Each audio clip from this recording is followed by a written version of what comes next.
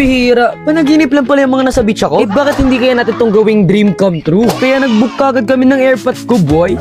Eh parang tripata ni Clark na pumunta ng El Nido, Palawan. Kaya tara game, let's go na. Pero bago tayo mag-proceed, wait, check. Uy, bigat to ng luggage ha. Hindi yung bigat na nararamdaman mo kapag nakikita mo siyang may kasamang iba. Talagang na-excite na ako guys kasi hindi lang kami dalawa ni Daddy ang pupunta sa trip na to. Kasi may mga kasama rin kami, mga makukulit na mga bata, boy. Na alam mo naman na pag may kasamang bata, masasaya. Kaya nga sinama nila ako kasi isip bata ako. Looking out the windows, check. Wow, ganda ng view, hindi pa gumagalaw. At pag mulat ko ng mata ko, pinapababa na kami kasi nagulat ako, nandito na pala kami, ang bilis. Papunta na tayo sa ating private van, man. Kaya see you guys sa aming 6 hours na biyahe papunta sa El Nido. Talagang ang gaganda ng mga tanawin dito. Pati yung mga tricycle nila, men, branded. May nakita pa nga akong Ferrari. Uy, motorcycle trips. Dito na sa lupa pa lang kami, wala pa kami sa beach pero ang solid ng tanawin. At mas lalo pa kapag nakita mo yung dagat. Kaya magabang-abang na kayo dyan. Susunod na episode ng trip ni Clark para makita naman natin ang beach. Kasi ito pa lang yung pinakauna na makikita nyo. Kaya salamat sa pagsama sa akin sa aking journey. Till next time.